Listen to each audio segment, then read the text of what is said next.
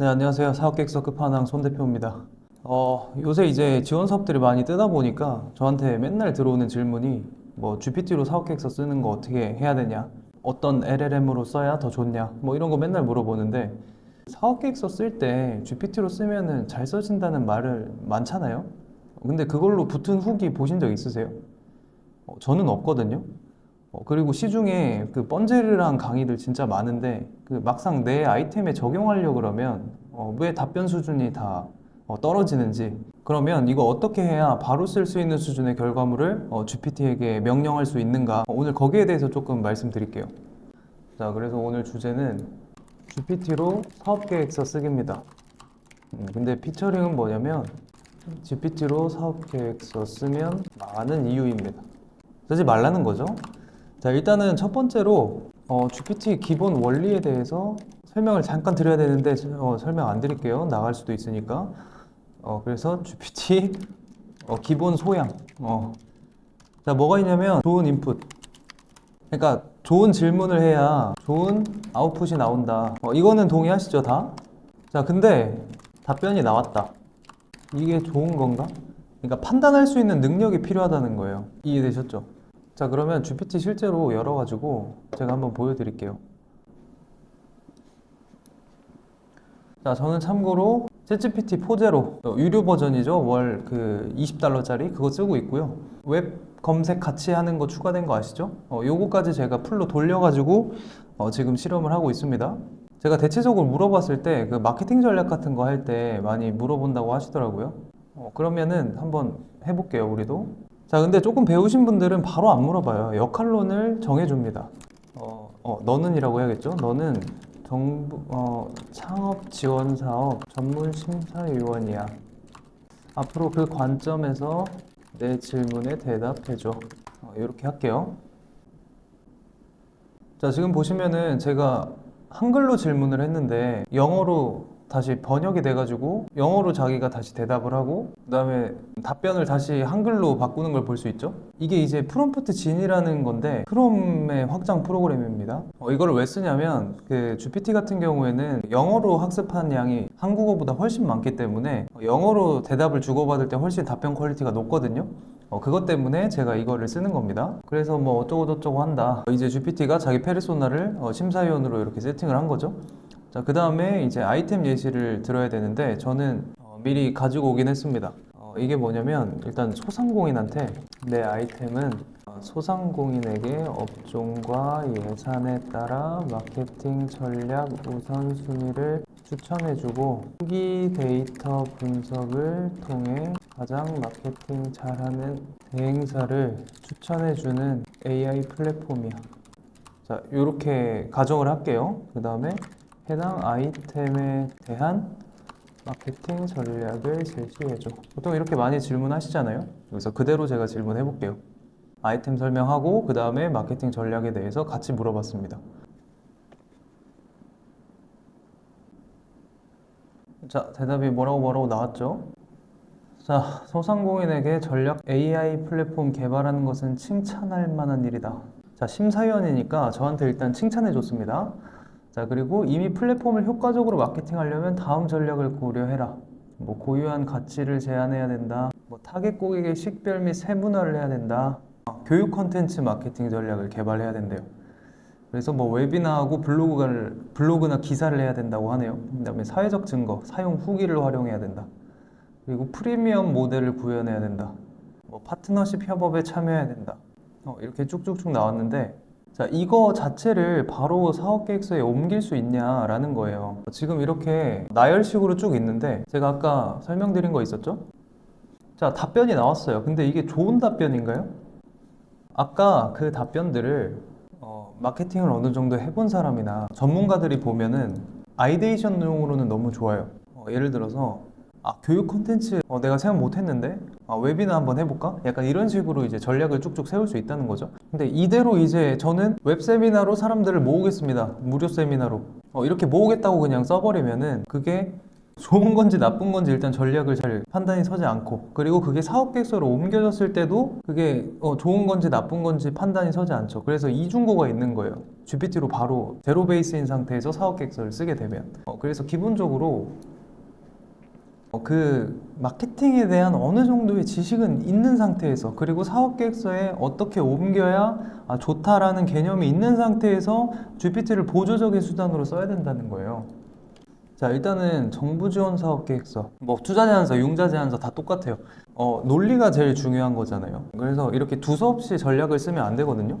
그래서 마케팅 전략을 할 때 아까 GPT도 얘기해 줬는데 제일 처음에 하는 게 이제 고객 분류거든요. 세그먼트 분류한다라고 하는데, 이게 뭐냐면 고객 특성에 따라서 그냥 고객군을 나누는 거예요. 뭐 예를 들어서 뭐 남자, 여자로 나누던가, 뭐 재구매 고객이 있고 그냥 첫 구매 고객이 있고, 그 다음에 뭐 10대, 20대 고객이 있고, 뭐 30대, 40대 고객이 있고, 국내 고객이 있고, 해외 고객이 있고, 이런 식으로 일단 나눠야 그 다음에 이제 전략이 생긴다는 거죠. 자, 그 다음에 세그먼트를 한번 나눴으면은 그 다음에 중요한 게 뭐냐면 단계별 전략이에요. 이거를 이제 퍼널이라는 개념으로 하는데, 퍼널은 그냥 깔때기잖아요. 그래서 이게 뭐냐면 우리가 어떤 그 아이템을 구매를 할 때 일단 검색을 해볼 거 아니에요? 그 다음에 뭐 페이지에 뭐 유입이 되겠죠? 그 다음에 고민을 해보겠죠. 이거 살까 말까 이렇게 고민을 해볼 거잖아요. 그 다음에 고민한 다음에 구매를 하겠죠. 그 다음에 마음에 들면 또 재구매를 하겠죠. 재구매했는데 또 마음에 들면은 찐팬이 돼서 이제 어떻게 해요?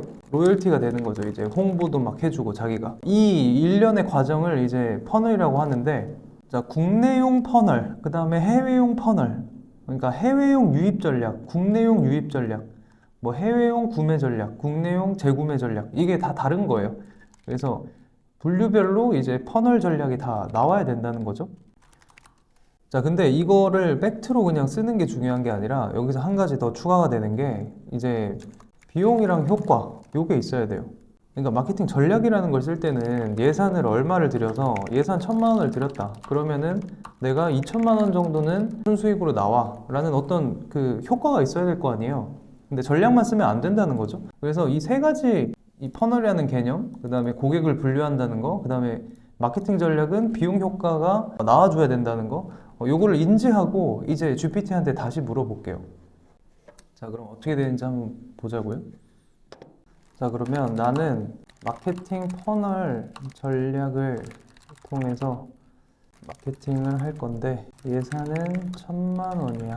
마케팅 예산에 따라 유입, 전환, 구매, 재구매, 퍼널별 투입, 전환율. 여기서 전환율은 유입 단계에서 전환 단계, 즉 구매 단계죠. 고려로 바꿔야겠네요. 그래서 이제 퍼널별 투입 전환율. 여기서 말하는 전환율은 뭐냐면 고려를 했다가 그 사람이 다시 구매를 한 것도 전환, 그 다음에 구매를 했다가 재구매를 한 것도 전환입니다. 그래서 다음 단계로 넘어가는 거를 전환율이라고 합니다. 그 다음에 예상 매출을 고려해서 마케팅 전략을 짜줘. 자, 근데 마케팅은 투입 대비 효과가 더 커야 되겠죠? 그래서 마케팅 예산 투입 이상 매출이 나올 수 있도록 해줘. 자, 그 다음에 사업계획서는 아무래도 표로 깔끔하게 넣으면 좋으니까 해당 내용들은 표로 정리해서 마지막엔 따로 정리해줘. 자, 이렇게 해볼게요.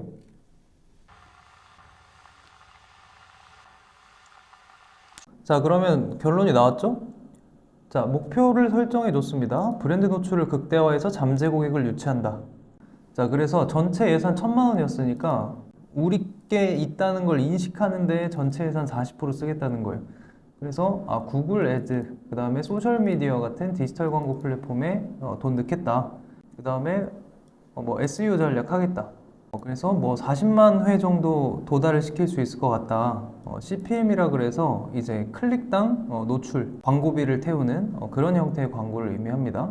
그래서 인지를 했으면 그 다음에 이거를 사볼까 하는 그 사람들을 총 2.35% 정도 하겠다는 겁니다. 그러면 9,400명이 이제 다음 단계로 넘어간다는 거죠. 그 다음 단계는 이제 300만 원을 드릴 건데 교육을 시킨대요. 그러니까 지금 살까 말까 혼란스럽잖아요. 그래서 교육을 시켜줍니다. 그래서 세미나나 어떤 백서나 컨텐츠나 이걸 쓰면 이렇게 좋아요 라는 거를 계속 이제 교육을 시켜주겠다는 거죠. 그 다음에 이메일 마케팅도 해가지고 계속 노출을 시켜주고, 그래서 여기서 고려를 했다가 구매까지 해야겠다라고 하는 거는 1에서 3% 정도 하겠다는 겁니다. 자, 그 다음에 구매 단계에서는 이제 200만 원을 쓸 건데, 이제 빨리 사면은 할인해줘요. 막 이렇게 전략을 하고, 그 다음에 4,700명 중에 아까 9,000명에서 절반이 여기 떨어졌습니다. 그래서 그 중에 2% 정도는 구매를 할 거예요 라고 하면은 94명의 신규 고객이 예상된대요.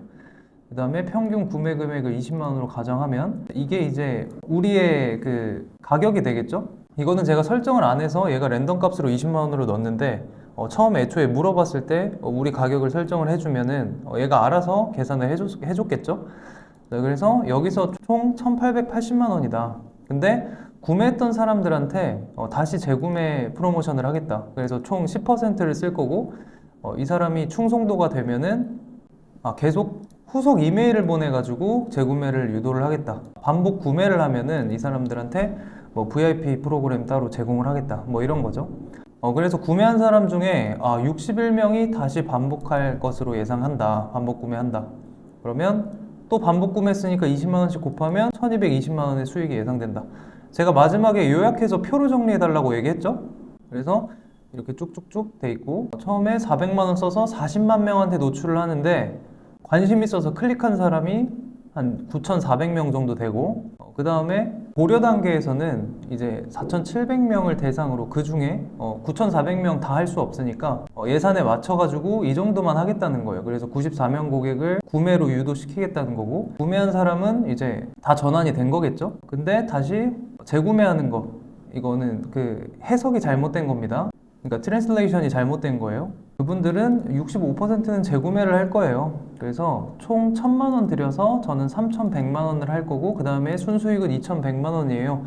라는 내용을 사업 계획서에 녹이는 거랑 아까 저는 이거 할 거고 웨비나 할 거고 뭐 할 거고 이렇게 하는 거랑은 많이 다르다는 거예요. 그래서 처음보다는 엄청 구체적이고 투입 대비 효과가 명확하죠. 그래서 자금 조달 심사위원이 보기에는 당연히 후자의 사업계획서가 훨씬 더 리즈너블한 거죠. 그래서 이런 식으로 사업계획서 각 요소마다 어떻게 쓰는 건지 정확히 알고 그 다음에 GPT한테 물어봐야 조금 더 구체적이고 가공이 용이하고 차별성 있는 결과물을 얻을 수 있다는 거예요. 그러니까 합격할 수 있는 거죠. 이런 식으로 해야. 그래서 아예 글을 못 쓰시는 분이, 쓸 자신이 없는 분이 나 초안 빨리 받아야 되니까 GPT 일단 사용해야겠다. 이것까지는 오케이인데 아무런 베이스가 없는 상태에서 그냥 GPT를 쓰는 거는 아무런 의미가 없다는 거예요. 결과물 해석도 안 되고 퀄리티도 떨어지고 그거를 사업계획서에 써가지고 누군가를 설득시킨다는 건 말도 안 되는 겁니다. 그래서 정말 제대로 사업계획서가 뭔지 배운 다음에 그 다음에 GPT 써서 이렇게 쭉쭉 성장하실 분들은 제가 댓글에 고정 링크 제 강의 달아놨으니까 사업계획서가 뭔지 제대로 배우시고 그 다음에 자금 조달이든 사업계획서든 도전을 하시면 좋을 것 같습니다. 네, 오늘 준비한 내용은 여기까지인데 저는 앞으로도 계속 이런 꿀팁들 드릴 거니까 좋아요, 구독, 알람 설정 해놓으시고 이런 거 안 놓치시길 바랍니다. 저는 또 다음에 좋은 컨텐츠로 뵙도록 하겠습니다. 감사합니다.